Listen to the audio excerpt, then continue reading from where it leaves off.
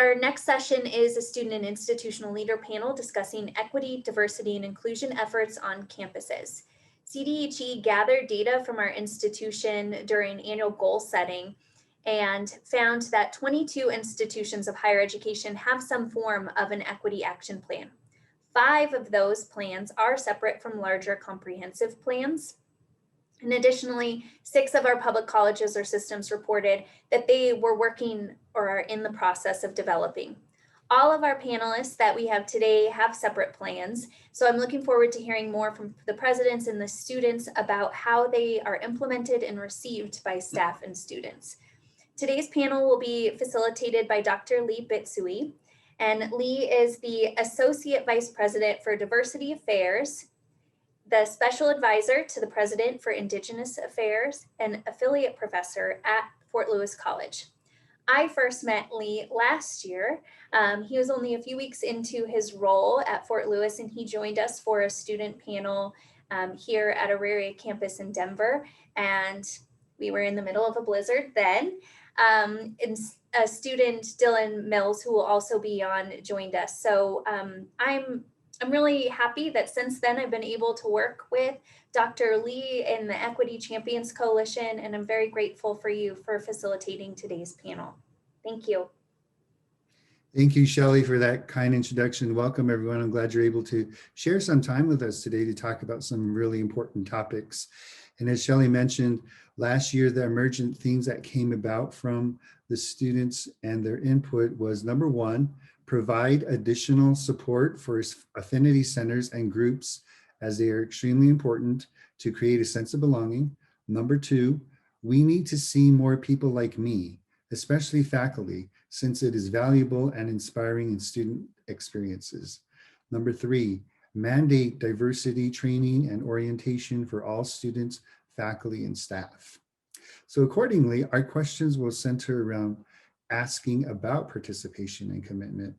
And today we are joined by leaders and students from the following colleges. Our panelists include, from the Colorado School of Mines, we have Dr. Paul Johnson and Eduardo Mendoza-vega. From Fort Lewis, we have President Tom Stritikus and Dyllon Mills. From the University of Northern Colorado, we have President Andy Feinstein and Enrique Benavidez. From Pikes Peak Community College, we have President Lance Bolton and Nikki Larzo. And we are pressed for time just due to the earlier technical difficulties. So I'm going to limit my questions to 2. I'm going to start with the students first. I have 2. The first one is, how and why do you participate in diversity, equity, and inclusion programming on your campus? And the follow-up is, can you share with us how your institution engages you and other student leaders in this work?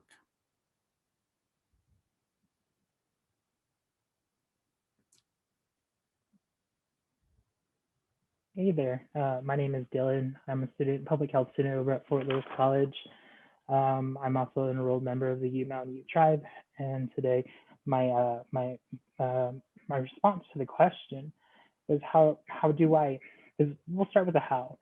I participate and help out with a group called Wellness Peer Advisory Council, which is a student-led group and wellness organization that promotes healthier choices among students. We go out to the community of Fort Lewis College and ask questions of like, how are you doing, your well-being? Is there anything that we can help in with our scope? And our scope's very broad. We could talk about drugs, we could talk about sexual orientation, self-identification, and numerous aspects that come to light at this type of or when students at this age group particularly, and then among students in college. One example that we have is sustainable menstrual cycle workshop for women and people that identify to be a woman too as well. We end up going out with collaborating with the Environmental Center at Fort Lewis College and getting what we call Diva cups and end up offering them to students. Additionally, another how is I serve as a student advisory member and was assigned sorry, let me backtrack. I serve as a student advisory member which is assigned power to make recommendations to Fort Lewis College administration. And the concern about Fort Lewis College clock tower, there are information panels which present a series of panels of information talking about Fort Lewis College school history. And among the panels, and one panel informs readers a painful period when students served as when the school served as a boarding school for Native American students here in the Southwest Colorado region. I believe in the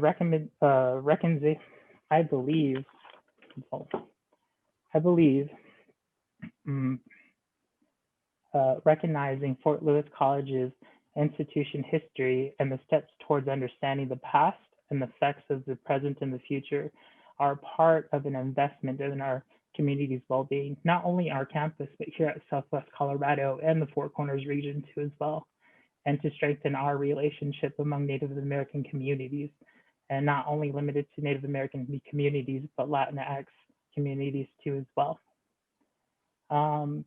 The principle of the problem here is the story is about the systemic and the misportray about Native Americans' history. And what it regards is how Western settlers took over Native American ancestral lands and the attempts of genocide. And additionally, the efforts to eradicate our culture. And when I end up saying and talking about these panels, it's just to say that we end up not talking about how Fort Lewis College or how Fort Lewis College boarding school, Fort Lewis boarding school was a part of those types of objectives, missions, and goals in the Southwest, strengthening the Southwest in the perspective of Western culture. As the reason why is to give voice for students to allow them to have a pathway set there as and lead as an example, but not only that, but inspire them to talk to as well, to have a sense of belonging here at Fort Lewis College. And some methodologies that I come with doing that type of work is inclusive feedback on our college. Right now, we are in the works of working with Fort Lewis College, talking about campus safety and security, the curriculum development of our class within our classrooms, and then the partnerships within our region of Fort Lewis or Colorado, Southwest Colorado. Right now, I work as a board member at the Kewaukee Community Academy, and that's based over in Toyac, Colorado, which with the assistance of Fort Lewis College, we end up making a dream reality. Yeah. Thanks, Dylan. Appreciate that. Yeah. So I'm going to call on someone. Eduardo. Yes, I can go next. So my name is Eduardo Mendoza-vega. Little introduction, I'm a senior at Colorado School of Mines studying petroleum engineering. I'm going to graduate here in May of 2021.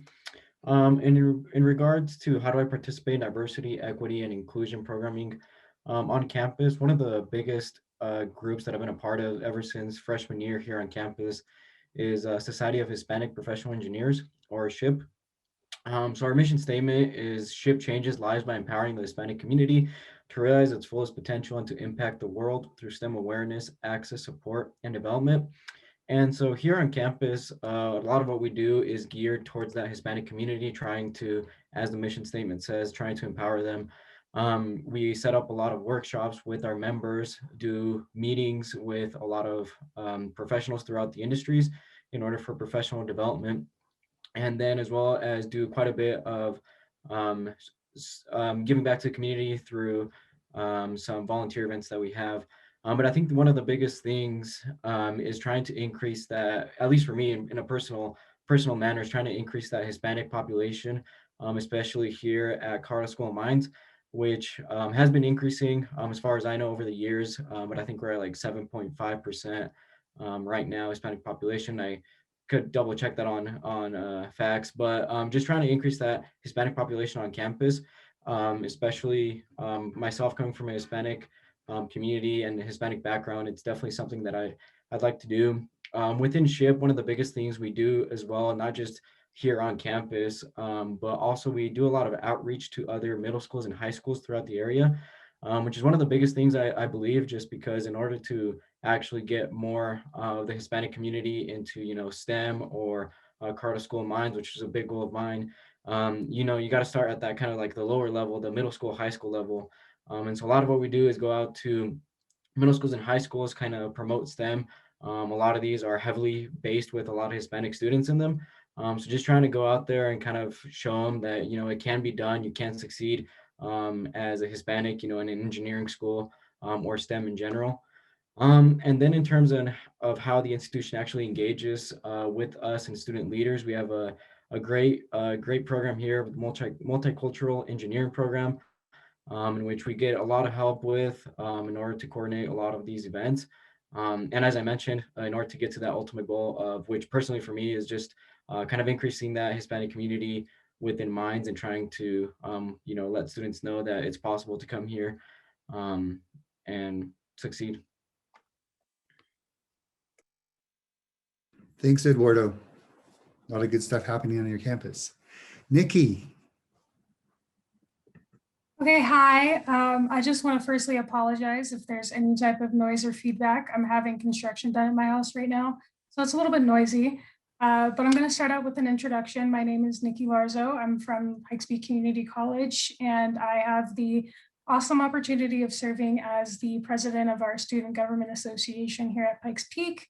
I'm a communication and sociology major, and I'll be graduating here in May of 2021. So I'm really excited about that. One of the ways that I make sure to include myself in a lot of the diversity events that we have around here is I am included in our Black Student Union. Pikes Peak has a lot of clubs actually that cater specifically to a specific race or heritage, which I feel is really important when it comes to including students around our college, particularly the club that I'm involved in right now. We make sure to uplift Black voices and, talk about, things going on within our community and what we can do as a result to help and to uplift that within our college and within our community, because we feel it's extremely important.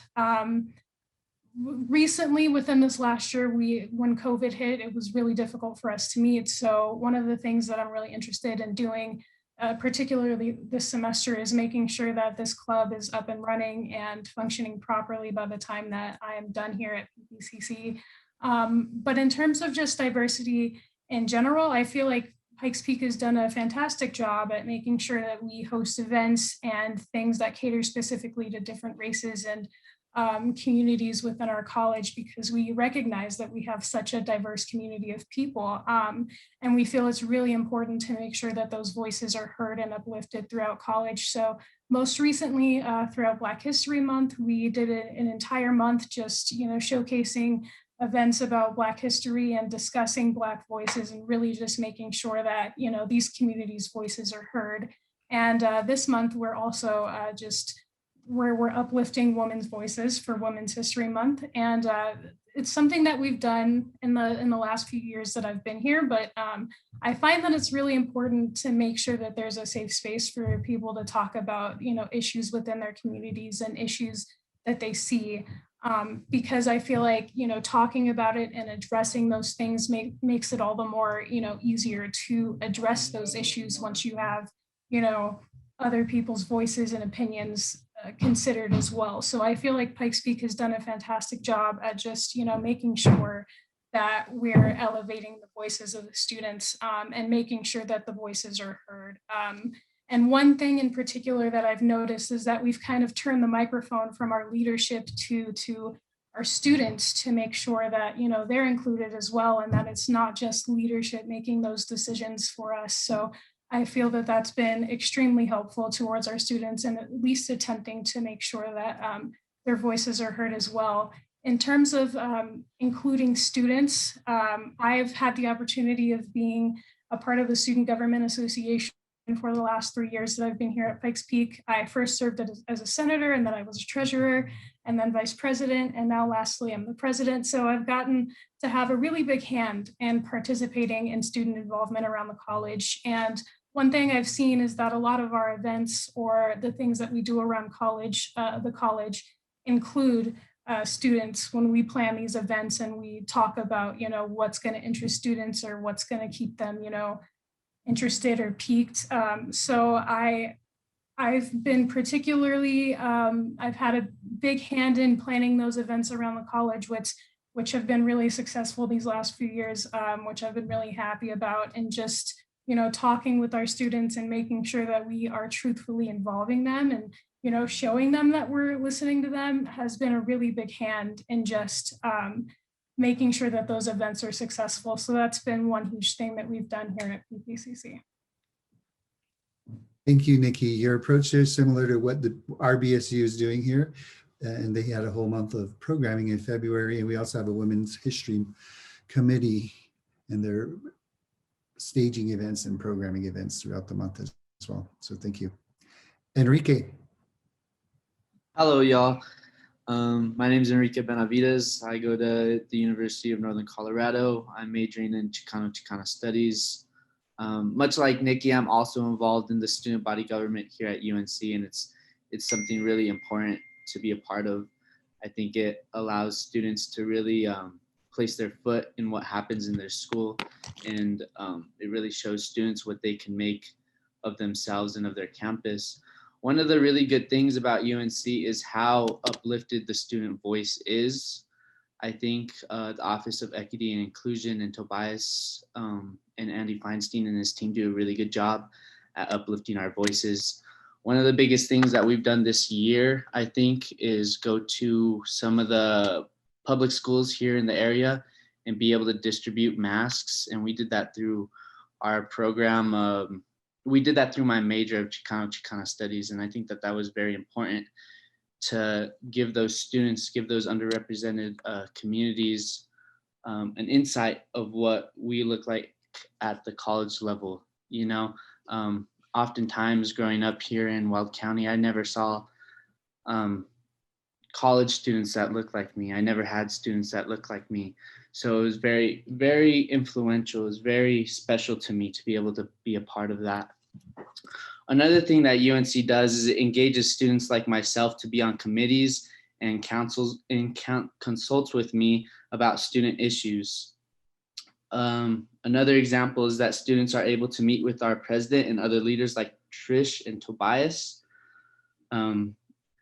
A really cool thing that we're doing here at UNC is we're on our way to be part of the HSI status. So that means the Hispanic Serving Institution.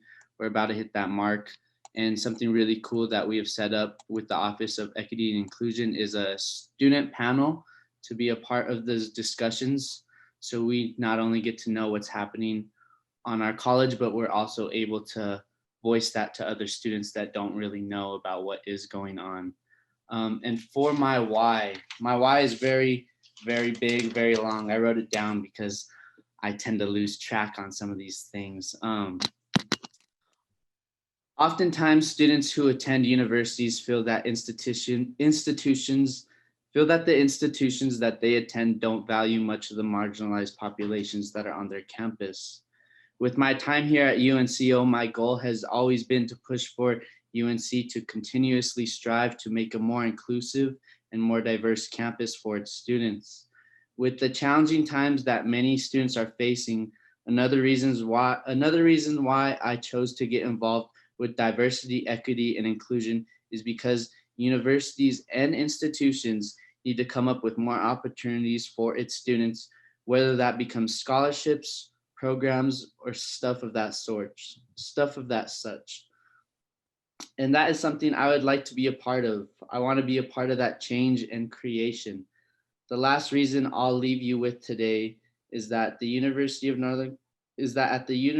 Northern Colorado, I would like to see programs such as Chicana Studies and Africana Studies built up and better represented on campus. Let me remind everybody in attendance today that multicultural education is basic education. Multicultural education is anti-racist education, and it is important for all students. Multicultural education is important for developing an identity. And lastly, it paints the picture on how far we have come and how far we need to go with equity and inclusion on the campus climate. And that is all I have for y'all today. Thank you, Enrique. And thank you to all the students and your responses, because what I hear is that each of your campuses is actively engaged with students, from the leadership down to student groups and also with faculty and staff. So that's really encouraging to hear. And I think one thing that we also should keep in mind is that diversity, equity, and inclusion is constantly evolving. And it's an interdependent ecosystem that requires everyone's participation. And it is a heavy lift, but collectively we can impact change and transform our institutions. So on that note, I'm going to turn over to our institutional leaders. And just like the students, I have two questions for you. The first one is, what is your commitment to ensure that your institution is advancing diversity, equity, and inclusion? And the follow-up is, can you give us an example or highlight one or two illustrations that you would like to share with us that you're really proud of?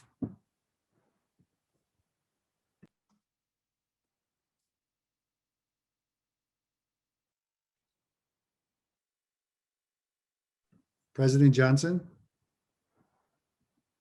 Sure, I'll be happy to jump off, but I'd say we'd all just love to listen to the students more, because they're probably way more interesting to listen to than us. And I'm amazed at how articulate and how passionate they are about this topic. So to all the students, congratulations, great job, and thanks for being here with us today. So I'm the president of Colorado School of Mines, and as you all know, all the institutions represented today are kind of various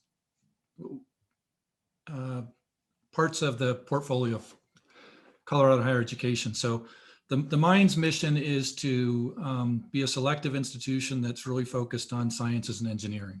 So we have some different challenges than for example, an Access institution might have, or some other like that. A Mines degree is pretty much guaranteed to a middle-class lifestyle or better. So, and more than 80% of our students, without much variation across the demographics, will complete a Mines degree, and more than 95% of them will have jobs in their fields when they graduate. So from an attainment perspective, things look really good at Mines. What we're missing on, though, is we want to make sure that we are always attractive and accessible to students from all backgrounds, no matter where they come from. We want to make sure Mines is that our community represents the demographics of the state that we serve, from every dimension that you might think about, whether that's race, ethnicity, gender, socioeconomic background, geography, even first-gen status. So we're trying to make sure that we always provide opportunity to students from all backgrounds at Mines.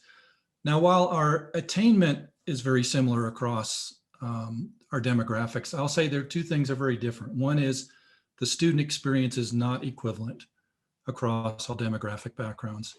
And of course, our demographics don't match our objectives from there. And as Eduardo mentioned earlier, we're about 7.5% Hispanic population. That's much less than the state college-bound percentage interstate, and we have to do something about that. So that's our goal, is really to be representative of the state in our demographics, and to make sure that we are accessible and attractive to students from all backgrounds. That is a very clear statement in our strategic plan.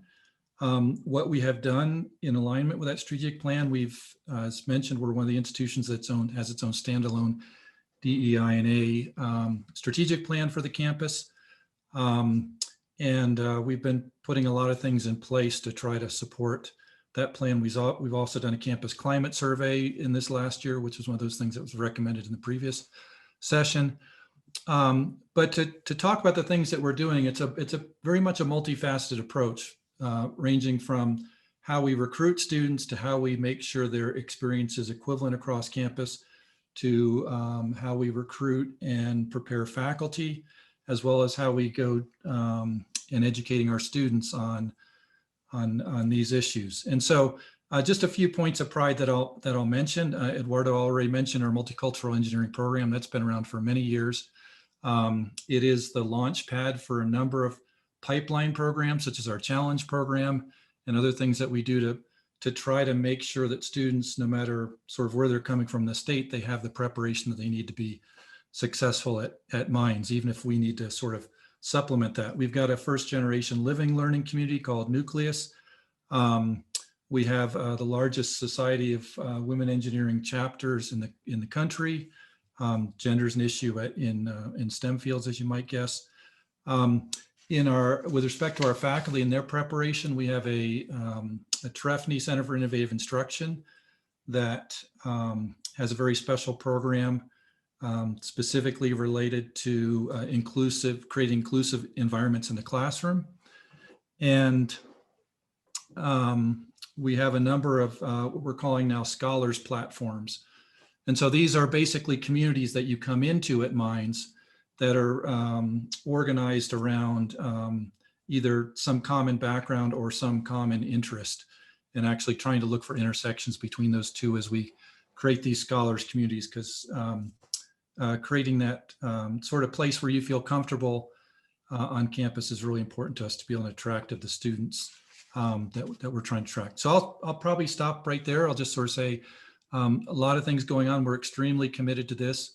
Again, because of the transformative nature of a Mines degree, I personally want to make sure that it's accessible to everyone, and that especially to those students and families for whom that transformation will have the most impact on their lives and successive generations.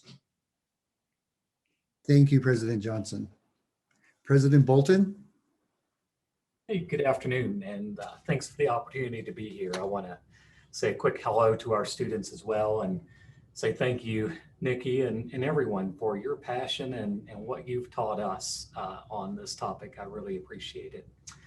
I think in terms of what my commitment to our diversity, equity, inclusion efforts are, that one of the really critical things is that leaders step up and take a very clear stance on this and are publicly seen and frequently talking about it. So I try to be repetitive on this, that I'm hitting diversity, equity, and inclusion issues every time I'm doing public addresses at the college.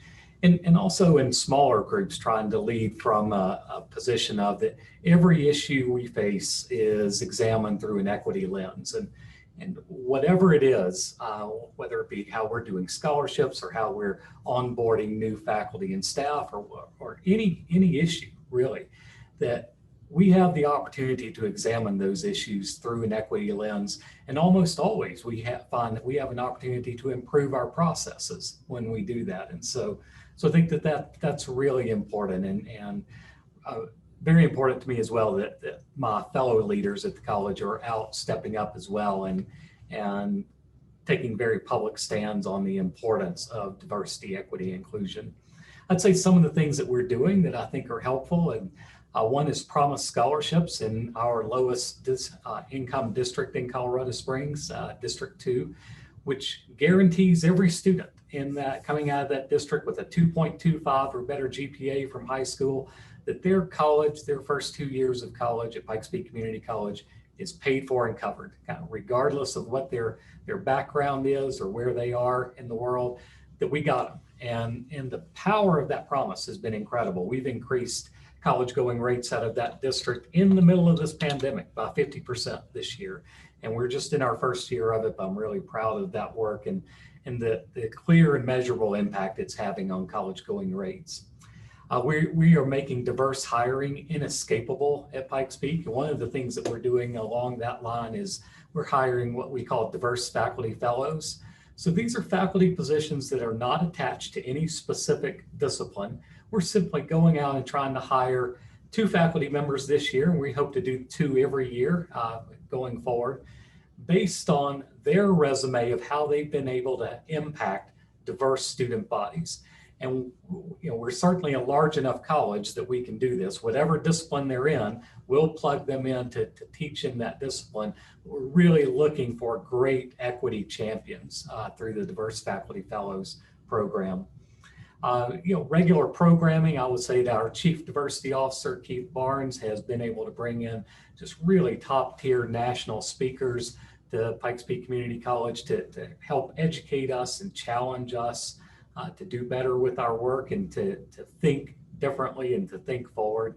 And so I would say that those are a few of the things I'm really proud of that the college is doing, and things that we're really challenged with in terms of how to get better at this work with always the ultimate outcome of equity and outcomes for our students.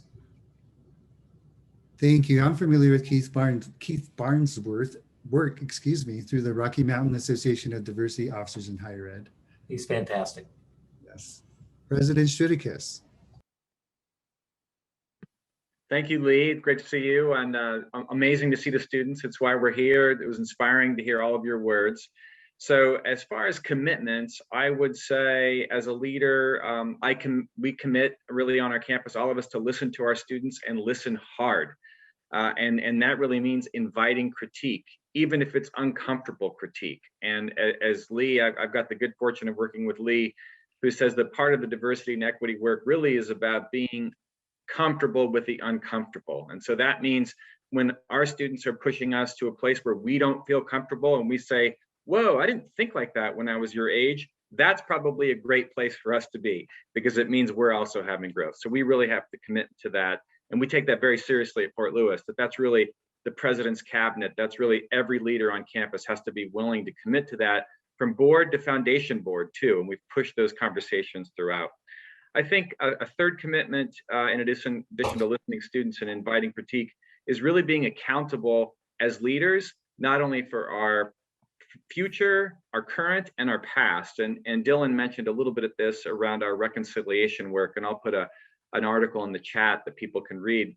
But it may be the case, well, maybe Lance didn't do it, or maybe Tom Stritikus didn't do it, but the institution did it. And so I can tell that President Bolton or I or Paul, we're thinking about that and holding ourselves accountable for it. We also want to acknowledge growth stories. And I think we are educational institutions. People come at this work from various angles. So it's important to really help people grow in their journey in this work and reward that. Maybe people are not where we want them to be, but we have to support them to get there. And then lastly, really take this issue of well-being and belonging seriously.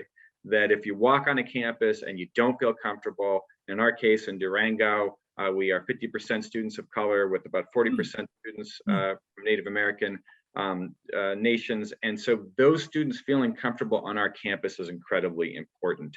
A thing I'm incredibly proud of is the work that we've done around reconciling our own history. I was taking a very hard look at what it meant to be a legacy boarding school and the horrific impact that boarding schools had on the culture and language of Native American people in this country, and really thinking through the line between that and really where Fort Lewis wants to go today. So I'll put an article in the chat that you can read more about, but students, thank you. Inspiring to see you lead on this, and we just appreciate being able to hear your voices.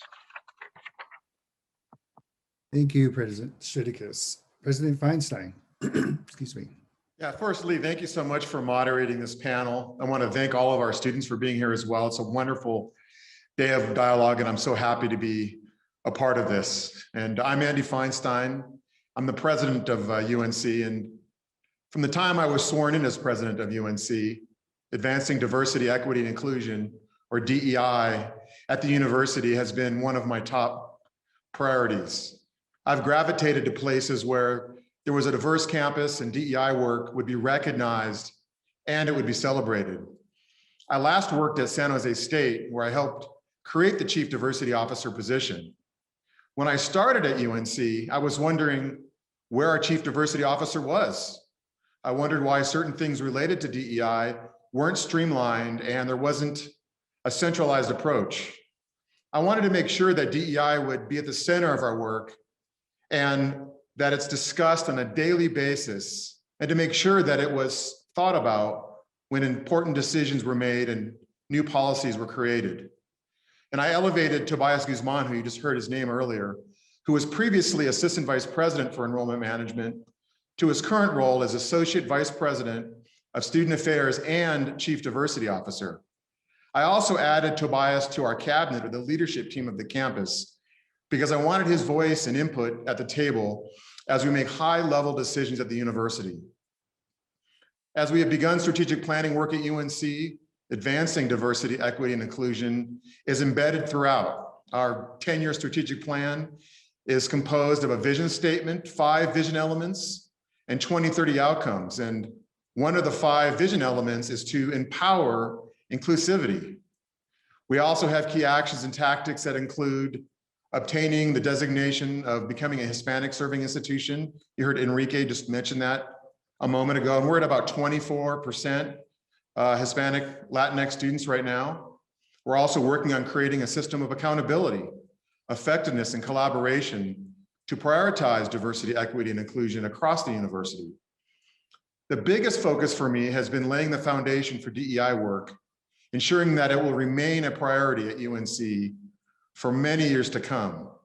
And I'm proud of the strides that we have made in the short amount of time to foster an inclusive and welcoming culture at UNC. But more specifically, a recent initiative that we have implemented that I'm very proud of is a Faculty of Color Community Network and the Staff of Color Community Networks that have been recently implemented in the last couple of months with Tobias and I. And this has created a setting that faculty and staff of color can connect to and discuss and explore common questions and issues pertinent to communities of color. It also helps us retain employees because they feel an added sense of belonging, which in turn, we hope helps students of color feel also a sense of belonging. And I've expressed to both groups that I would love to hear their input and perspective about our operations from their respective areas. And I hope this helps create a further sense of community within our faculty and staff. And I certainly look forward to seeing how this evolves over time and its role in engaging with all of our students on campus. Thank you, President Feinstein. We also have emerging employee resource groups at our campus as well, and they're very helpful to our faculty and staff of color. So being student-centered, and we're also pressed for time, we have about 8 minutes left, and I just got a question through the chat from another student attendee. So this is for students. Do any students find the word inclusion to be problematic? I feel like my school preaches inclusion as though they are gatekeepers deciding who is allowed in and who is not. In other words, is there a disconnect between what your school says about diversity, equity, and inclusion and what the students experience and feel?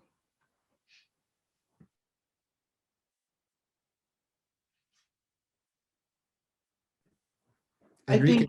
I think something that's not often talked about when talking about equity and inclusion is the network that happens within a college campus, right? So what I mean by this is, okay, yes, I'm a first generation Chicano student, right? I fortunately grew up here in Greeley, Colorado, so I know who I could go to when I need help, right? But for students that aren't involved in that network, how do they know who to go to? Especially if they are people of color, especially if they're first generation. How do we branch out and make these networks available to these students so that they're not wondering, okay, who do I go see for FAFSA help, right? Is there any counselors of color on my campus, right? Who do I go when I need to talk about my mental health, right? What programs are available to me? Like those are the things that we need to be talking about, and those are the things that really need to be addressed, because to be honest, I have a hard time figuring stuff out even with the network that I have, right? I can't imagine the students that have no network themselves. So I do think that whoever did leave that question is 100% correct. There is a split, there is a disconnect between those networks and those communities. Thank you. Hey there, Nikki. Dyllon Mills here. Go ahead, sir. My response for the question, and then kind of like what I've experienced, was being titled a student advisory. If we look at the word, can you guys continue to hear me? Oh, okay. Let me go ahead and just. Dylan, we can hear you. Okay, good. My headphone just died. But when we look at the word advisory, It's just to be assigned power. And unfortunately, in a hierarchy that we are in as an institution, it's just to be gifted power for a time being. And I feel like it's only for a time that I only can make certain decisions or offer certain recommendations towards an administration. We don't get the lifetime or the academia journey with that sort of power. So it's to say that for an extension time from X to so was it Y to Z, I will listen to you. But unfortunately, there's sometimes that time where the door gets shut on me and I don't get to be heard for a moment. An example, when a number of students did a panelist discussion last year in 2020, our Vice President and Provost, Dr. Sharon Nixon, did ask us a certain question and a follow-up to come to her office and talk about what these students have talked about her and gave her within that discussion of how to hear the critiques among Fort Lewis College culture. And these students were angry, frustrated because it was coming from a deep down emotional experience at Fort Lewis College. So when they went to her office and they came up together as students of color with a number of suggestions, there was a moment where our administration did not understand the relevancy of our submissions of suggestions. And unfortunately, we had to go into the books, pull out the master plan of Colorado Department of Higher Education and resubmit it again. There was no such thing as inclusion, but only to put it in the specific words of administration so they can hear it and so they can have time to allow themselves to process it. Thank you, Dylan. Nikki? So I will say on that question, I do think that there's sort of a disconnect between, diversity and inclusion around our college and then students. Putting myself kind of just back into my shoes, what some of the resources were, because I had no idea. And the only reason that I found out about any of the things we have around the college was because I happened upon somebody who was in the Student Government Association. And so for a majority of my time at this college, I've had the blessing of being in student government. So I'm aware of the resources that we have, and I know the things that we have going on around the college. But for some of our students, it's not the same. It kind of feels like there's a disconnect between the resources we have available and then the information that we provide to the students on how to get there, essentially.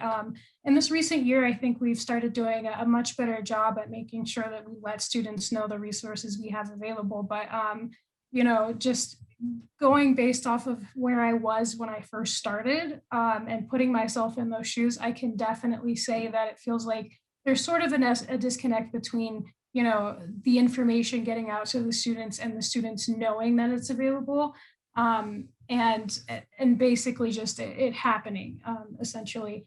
So I would say yes, in a way there is some sort of disconnect, but I want to say that we're starting to do much better at making sure that those resources are, more widely available to our students because we are trying to include them more often and, just hear from them more often. So because of that, because we've turned the microphone towards them in a way, in turn, we've been able to utilize a lot more of those diversity and inclusion programs we have around our college. Thank you, Nikki. Very important information. Eduardo. Oh yeah, I think it was kind of mentioned kind of already throughout all the panelists, but I think kind of that disconnect is definitely seen there throughout all colleges and universities. Not necessarily just the one speaking here or just based off of our experiences. And I think part of it also has to do, in my opinion as well, with the kind of the faculty that's in place as well, trying to increase the diversity in faculty as well. And I think, President Johnson specifically mentioned some of the stuff that's being done at Mines, and I think it's definitely getting way better, especially with a lot of the stuff that President Johnson mentioned. And I think Nikki mentioned as well, kind of giving that more to the students, kind of the voice, and that's also definitely important, something that at Minds has definitely increased with my time here. But I think that's definitely one of the things, just letting the students kind of have their voices heard, kind of eliminate that disconnection that's there between faculty or students.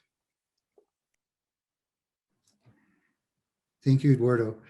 And thank you for sharing. Thank you for being brave for each of you to talk about your experiences and how your institution handles them. And I think that it is a challenge. Sometimes we think that we're doing all the good work behind the scenes, but sometimes it's not readily apparent to our students. So we need to do a better job in terms of how we reach out to students and keep everyone apprised.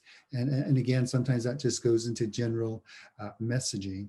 And you know, we've discovered here that our students, because of Zoom fatigue and email fatigue, it's better for us to reach out through social media to really get the messaging out about opportunities and programming of events. And post-COVID, we're hoping that we'll be able to convene in person, because a lot of this work is relational. There is some transaction to it, but the work that we're doing around diversity, equity, and inclusion is relational, and we do need to make those connections. And whenever we do that in person, it's much more effective, and there's a higher impact.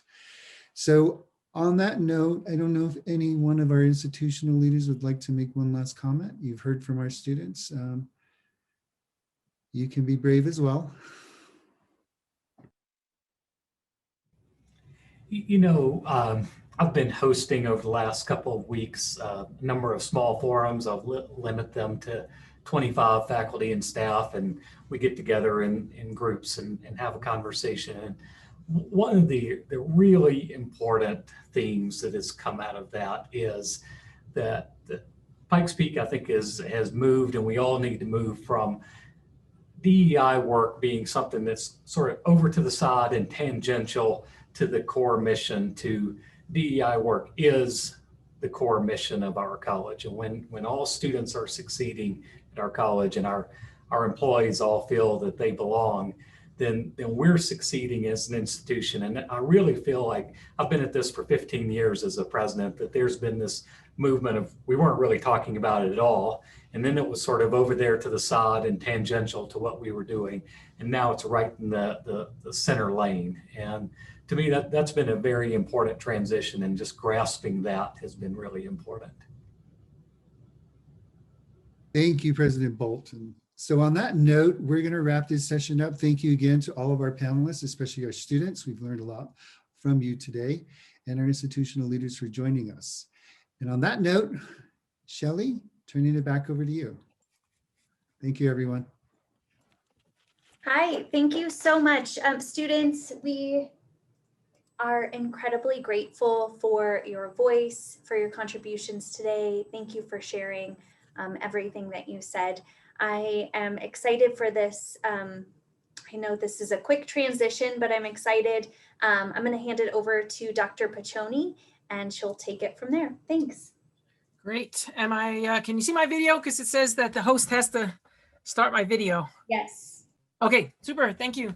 Hey, I too want to thank the presidents and the students for an open and honest conversation. It's so important to get your voices at the table. And we at the Equity Champions Coalition, of course, we value the input from your institutional representatives and students as well. And that helps us be partners in the work and keep this moving. We are building momentum, and today is one of those days that we're really activating the full potential of what can happen going forward.